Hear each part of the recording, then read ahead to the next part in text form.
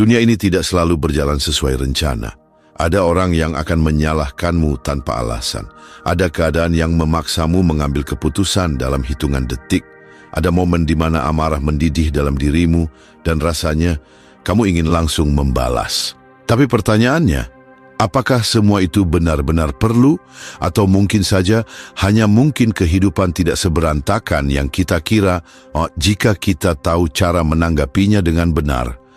Epictetus pernah berkata, bukan apa yang terjadi pada Anda, tetapi bagaimana Anda bereaksi terhadapnya yang penting.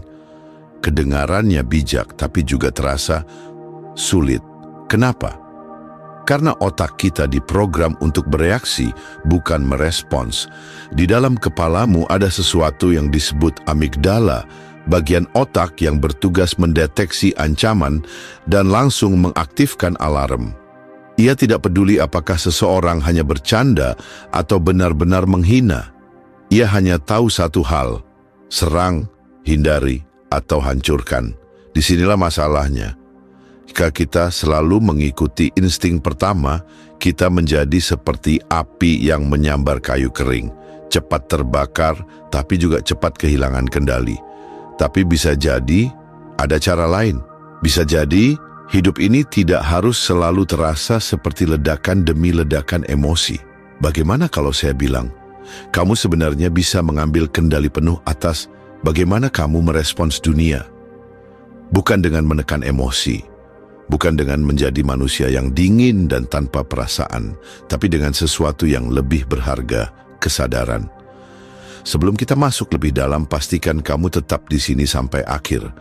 Karena ini bukan sekadar teori kosong. Ini tentang bagaimana kamu bisa mengubah caramu menghadapi hidup. Mulai dari sekarang. Sekarang, mari kita mulai.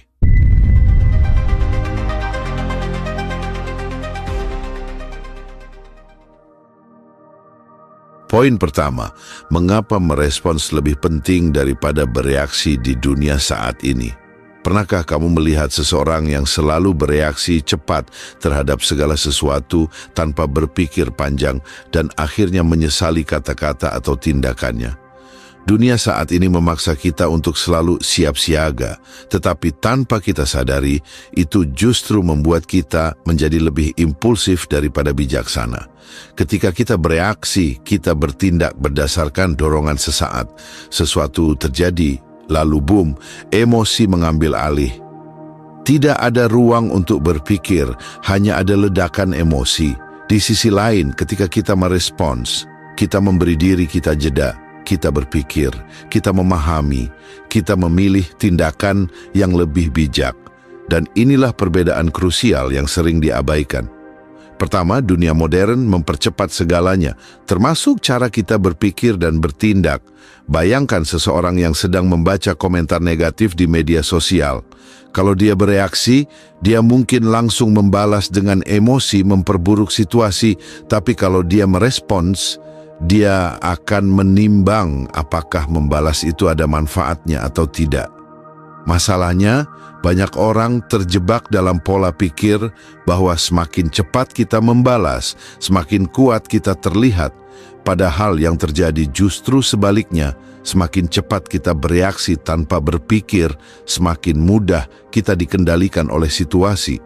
Media sosial adalah alat yang luar biasa, tapi juga bisa menjadi tempat paling beracun jika kita tidak berhati-hati.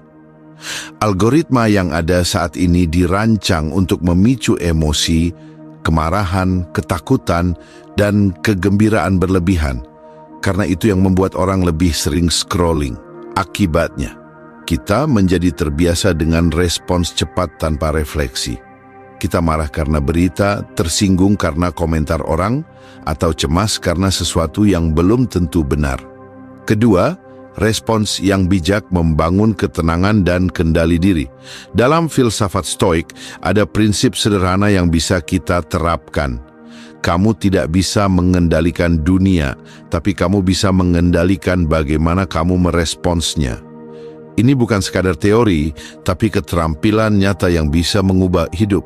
Misalnya, ketika seseorang berkata kasar padamu, reaksi instingtif mungkin adalah membalas dengan nada yang sama. Tapi, kalau kamu mengambil jeda, memproses informasi, dan merespons dengan tenang, hasilnya jauh lebih baik.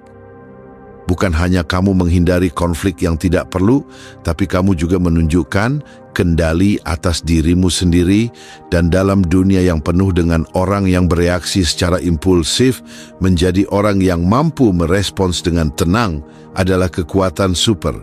Ketiga, bereaksi impulsif dapat merusak hubungan, karir, dan bahkan kesejahteraan mental. Bayangkan dua orang di tempat kerja. Yang satu selalu bereaksi cepat, marah ketika ada kritik, defensif ketika diberi saran. Yang satunya lagi merespons dengan tenang, mendengarkan, mempertimbangkan, dan baru memberikan jawaban. Siapa yang akan lebih dihormati? Siapa yang lebih mungkin sukses dalam jangka panjang? Di media sosial, satu reaksi buruk bisa menghancurkan reputasi seseorang. Berapa banyak kasus orang yang kehilangan pekerjaan atau dihujat hanya karena mereka bereaksi terlalu cepat tanpa berpikir. Sekali sesuatu diunggah ke internet, itu tidak bisa ditarik kembali, dan seringkali orang baru sadar setelah semuanya terlambat. Keempat, merespons berarti memberi diri kita pilihan, dan pilihan berarti kebebasan. Ketika kita bereaksi, kita seperti dikendalikan oleh tombol otomatis di otak kita. Tapi ketika kita merespons, kita memilih bagaimana kita ingin bertindak. Kita menciptakan jarak antara stimulus dan tindakan kita, dan di antara jarak itu ada kebebasan kita sebagai manusia. Jadi di dunia yang terus mendorong kita untuk bereaksi secepat mungkin, tantangannya adalah justru sebaliknya, berani berhenti sejenak, berani berpikir sebelum bertindak. Karena di sanalah letak kebijaksanaan. Poin kedua, strategi untuk melatih pikiran agar dapat merespons. Kamu pernah merasa menyesal setelah bereaksi terlalu cepat? Seolah-olah mulut atau tindakanmu bergerak lebih cepat dari otak, dan baru setelahnya kamu sadar bahwa mungkin ada cara yang lebih baik untuk menghadapi situasi itu. Itu bukan hanya kebiasaan buruk, itu adalah cara otak kita diprogram. Otak manusia dirancang untuk bertahan hidup, bukan untuk berpikir panjang. Sistem limbik kita, terutama amigdala, bekerja seperti alarm otomatis. Ketika ada sesuatu yang memicu emosi, alarm ini berbunyi, dan sebelum kamu sempat berpikir, tubuh sudah bergerak. Ini membantu ketika ada bahaya nyata, seperti menghindari mobil yang melaju kencang. Tapi dalam kehidupan sehari-hari, ini bisa menjadi bencana kecil. Namun, kabar baiknya adalah otak juga bisa dilatih. Seperti otot yang bisa diperkuat dengan latihan, cara berpikir dan merespons kita juga bisa diperbaiki. Tapi bagaimana caranya? Pertama, sadari pemicunya. Setiap orang memiliki titik lemah yang berbeda. Ada yang mudah terpancing ketika dikritik, ada yang langsung emosi ketika merasa diremehkan. Semakin kamu mengenali pola reaksimu, semakin mudah untuk mengendalikan diri.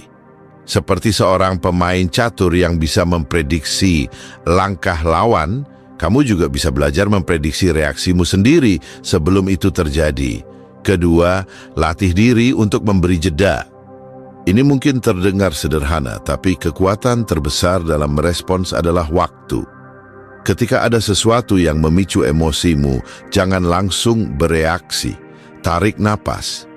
Hitung sampai 5. Beri jeda agar pikiran rasionalmu bisa mengejar emosi yang sudah lebih dulu berlari. Ketiga, ajukan pertanyaan sederhana pada dirimu sendiri. Apa dampaknya jika aku merespons seperti ini? Dengan membiasakan diri berpikir sebelum bertindak, kamu akan mulai melihat bagaimana sebuah respons yang lebih bijak bisa menyelamatkanmu dari konflik yang tidak perlu. Keempat, gunakan teknik reframing. Ini seperti mengganti lensa yang kamu pakai untuk melihat dunia. Misalnya, jika seseorang mengkritik pekerjaanmu, apakah itu benar-benar serangan pribadi?